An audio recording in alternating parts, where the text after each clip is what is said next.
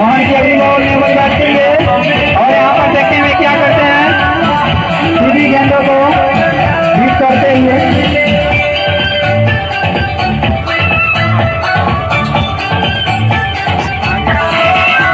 अगली बॉल